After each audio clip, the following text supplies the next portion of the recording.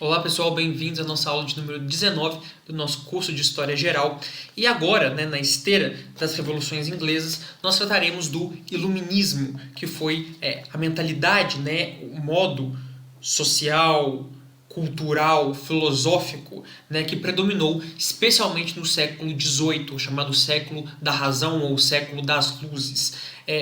O Iluminismo será tratado aqui como um processo bastante variável, com bastante pluralidade interna naquilo que os autores, tidos como iluministas, propunham e advogavam, mas com um pano de fundo comum que o caracteriza enquanto tal e que marca exatamente esse final da Idade Moderna, ou seja, a segunda metade da Idade Moderna, e promoverá, catalisará os processos históricos que levam ao fechamento dessa Idade Moderna e à transição para a Idade Contemporânea. No caso, o Iluminismo, a ideia que vem do próprio termo, iluminar-se, é uma busca incessante, atávica, pela razão, pelo procedimento racional e uma elevação da razão que supera aquela que era no Renascimento, que tinha também a sua dose de otimismo antropológico e crença no pensar, mas aqui no Iluminismo o foco, na verdade, é a busca da razão pela razão e da potencialidade transformadora social da razão.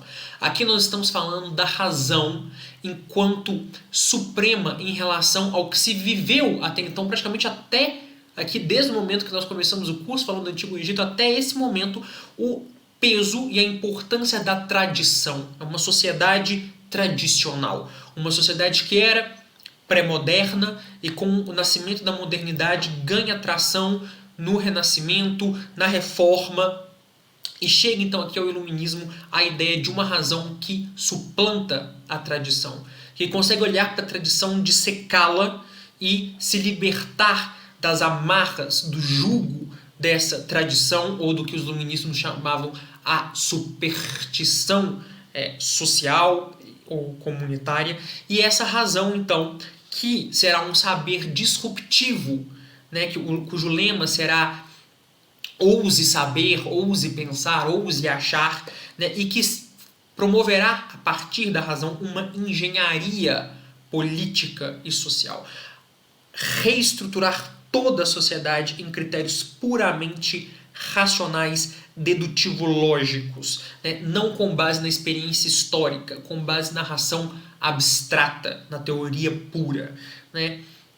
Será uma época que advogará justamente por essa liberalização da razão e, portanto, cada um utilizando a razão chega a conclusões diferentes. Será uma idade que pregará tolerância e antidogmatismo, apesar de, pela porta dos fundos, criar o seu próprio dogmatismo, o dogmatismo do iluminismo que resultará nas revoluções liberais, mas que pregará uma laicização não apenas do Estado, da política, tal como startou-se no Renascimento e culminou-se na Paz de Westfália, mas uma laicização da sociedade, ou seja, limitando a influência cultural, social, filosófica da Igreja, que promoverá cada vez mais uma revolução científica na esteira de Newton e de Descartes e grandes nomes da ciência dessa época também, saltando em cima do que foi o início de pensamento científico da própria Renascença.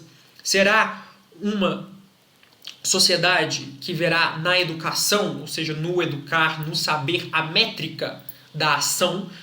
Será a educação e não o sangue, e não o papel na sociedade, o papel tradicional, o papel dentro da estrutura social das monarquias ocidentais, que lastreará a potencialidade de ação política do indivíduo e, portanto, promoverá não apenas a expansão de educação básica, mas também, quando emerger as democracias ou as proto-democracias das revoluções liberais com base no iluminismo, será com base no voto censitário, ou seja, colocando apenas nas classes educadas com renda para se educar a promoção da agência política, mas será todo esse esforço, esse sistema que, no final, por ser uma liberação da razão abstrata, terá uma pluralidade interna muito intensa.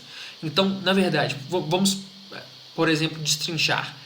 Em questão de ideologia política, você tem Voltaire, né, o François-Marie Aurèle, pregando uma monarquia absolutista, esclarecida, iluminista, ou seja, não querendo mudar a concentração de poder na mão do rei, porque esperava dessa concentração de poder a liberação da sociedade e da tradição. É óbvio que você precisa de uma força política muito forte para poder quebrar uma história inteira de tradição e de política religiosa e de ascensão, né, do cristianismo sobre a cultura. Então esperava que seja o déspota esclarecido, tal como ele mesmo se correspondeu com vários monarcas absolutos, que se fosse essa força. Você tem os liberais da esteira da Revolução Gloriosa. Então, imediatamente após a Revolução Gloriosa de 1788, no ano seguinte, Locke já começa a publicar suas cartas à tolerância, seus tratados do governo civil, etc. Esse era o pai do liberalismo político, estritamente. Você tem, na esteira do iluminismo, um progressismo à la Jean-Jacques Rousseau e a contestação da propriedade privada, o oposto total do liberalismo político e econômico pregado por Locke e por Adam Smith. Então você tem uma pluralidade interna muito grande, que seria impossível colocar toda essa pluralidade no mesmo sistema se todos não partissem dessa pressuposição de reordenação racional da sociedade. Por exemplo, em filosofia, você tem uma emergência, né, do paradigma, a quebra do paradigma ontológico em filosofia, que é a filosofia se perguntando o que são as coisas e qual é a natureza inerente das coisas, que é como se fez filosofia na Idade Antiga e na Idade Média para o paradigma epistemológico, né? O que é possível conhecer, como é possível conhecer, quais são as limitações do conhecimento e por que eu não tenho que perder tempo me perguntando sobre algo que eu não consigo acessar pelo conhecimento.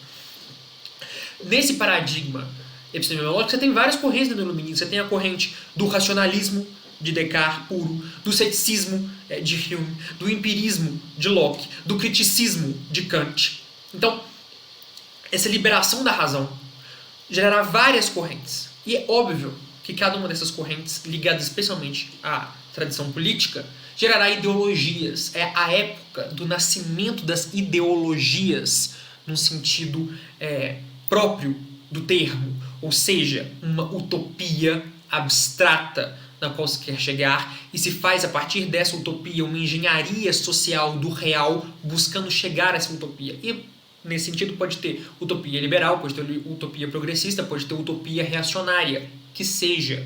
Mas é dessa liberação e abstratização promovida pelo iluminismo que se dará essa ideologização da sociedade. Aí você tem na tela, né, uma gravura que mostra essa razão personificada, né, essa deusa da razão, né, desvelada, né, tira-se os véus dela conforme a sociedade avança. E a ideia de progresso contínuo é próprio do iluminismo. Primeiro, o estabelecimento de que a Idade Média foi uma idade das trevas por causa da Igreja como promotora da unidade cultural e sociopolítica da Idade Média. Esse label, né, essa tarja da Idade Média como Idade das Trevas é uma idade do iluminismo. Até o iluminismo ninguém achava isso, até porque é mentira.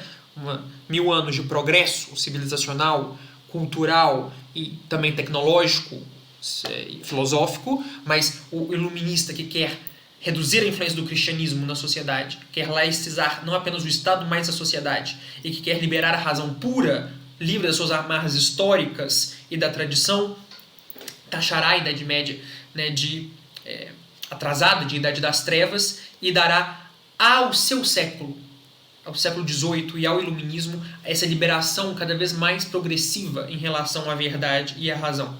Nós somos escravos dessa mentalidade até hoje. Quando qualquer pessoa diz, por exemplo, em pleno século XXI acontece tal e tal coisa, como se fosse um absurdo histórico, a história ser incompleta em todos os lugares do mundo, ou a história não dar no mesmo processo histórico em todo lugar ao mesmo tempo, ou não existir processos e contra-processos em história, o que é uma obviedade. Mas essa ideia de que, em pleno século XXI, é uma ideia iluminista, de que a história caminha num nível cada vez mais acelerado e irregular a um pseudo-progresso, a um pseudo-libertação de coisas atrasadas em busca de um futuro ideal. Todos nós somos escravos dessa ideologia do progresso, que influiu muito na liberação do espírito capitalista, até porque também é no iluminismo que se estrutura as primeiras ciências econômicas, que terá a fase do liberalismo econômico, que se casará com a Revolução Industrial e gerará essa sociedade que mostra visivelmente um progresso tecnológico e, portanto, reforça a premissa filosófica de que é uma era de progresso, porque você vê realmente o locus, né? Você vê a estrutura real profundamente modificada, né, pós-emergência do capitalismo industrial e expansão brutal da renda. Trataremos da Revolução Industrial mais à frente. Mas efetivamente será, né, toda essa miríade de pensadores, Hume, Locke, Kant, Rousseau, Diderot, D'Alembert, Voltaire, Hobbes em certo sentido, porque da modernidade, da estrutura racional, de um contrato, de um contratualismo, que também é uma das vertentes iluministas, o Montesquieu, o Beccaria, né, todos esses autores que prosseguem em política numa vertente de constitucionalismo, de contratualismo, né, de superação do direito divino dos reis, de superação da ideia medieval de uma monarquia que governa pelos usos e costumes, pela tradição dos povos bárbaros, etc. Então você tem efetivamente essa pluralidade interna do iluminismo que tem esse denominador comum. O iluminismo também utilizará da produção intelectual da imprensa para promover-se, tal como o Renascimento e a Reforma, e iniciará um processo de produção intelectual orgânica que expanda essas novas ideias e que faça o contraponto à ideologia, à filosofia vigente até então.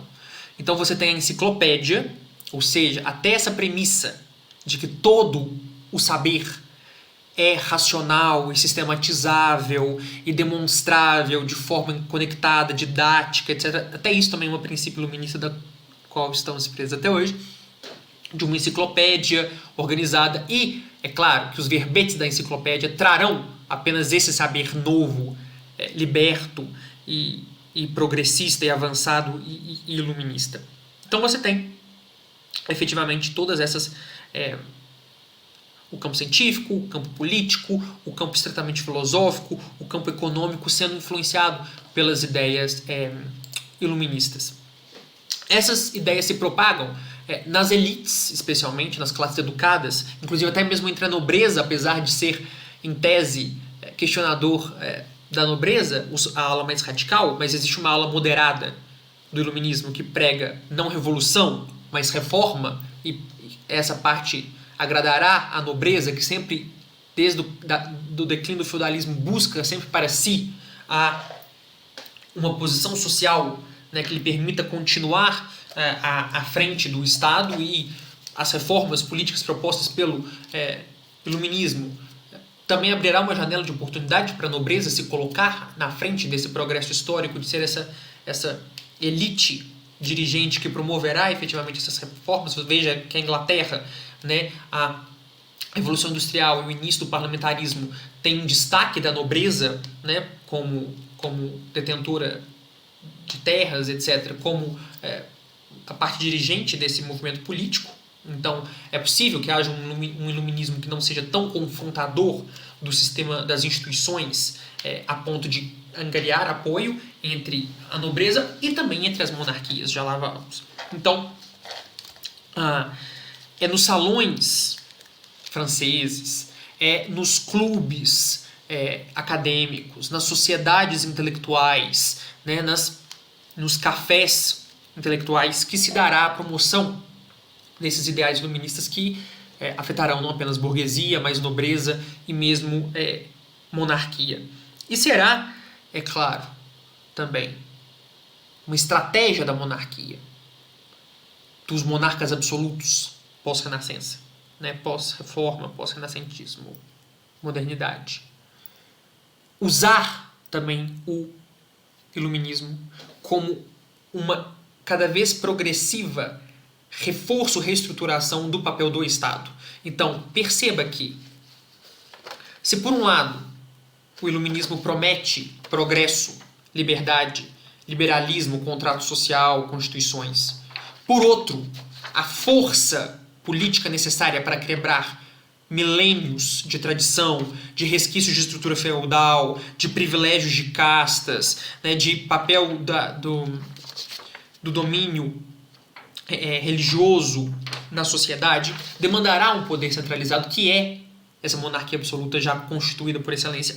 E o Estado, o monarca, no papel do Estado soberano, utilizará exatamente desse programa para se reforçar em detrimento a essa tradição que falamos desde o início das nossas aulas, que a religião e a tradição, ao mesmo tempo que legitima, sempre limita também o poder político. Então não se enganem de que essa promessa de progresso será apenas positiva do ponto de vista, né, do cidadão. O povo, né, migra de uma sociedade que se baseia na tradição, na religião e nos usos e costumes para uma religião cada vez mais governada por um Estado racional, pelo Estado-razão, pelo Estado-nação, pelo Estado monista juridicamente, que assumirá cada vez mais e mais e mais esse papel, mesmo após as revoluções liberais, assumirá cada vez mais e mais e mais esse papel. Então você tem despotismo esclarecido, ou seja, um déspota, um monarca absoluto, que defende o programa liberal nos seguintes quesitos: na codificação, ou seja, os usos e costumes dos povos, né, que se constituíram os povos dos estados nacionais serão codificados e serão dados com autoridade não da tradição dos usos e costumes milenares, mas porque o Estado manda que a lei seja cumprida. Então, a codificação, que dá o controle jurídico do que o povo faz, como o povo se comporta para o Estado. A liberação das forças de trabalho, então a liberação dos servos, né, a organização de uma força produtiva que ajudará, né, a indústria emergente. A expansão territorial, porque esse Estado se expande não apenas internamente com cada vez mais poder, mas também no espaço geográfico, seja num vetor de colonização, seja num vetor de guerras, e é um período de intensas guerras intra-Europa, veremos na nossa linha do tempo. Quantas guerras acontecem? Acontece a Guerra dos 30 anos, depois acontece a Guerra dos 7 anos, a Guerra de Sucessão Espanhola, a Guerra de Sucessão Austríaca, né, que são guerras hegemônicas na Europa.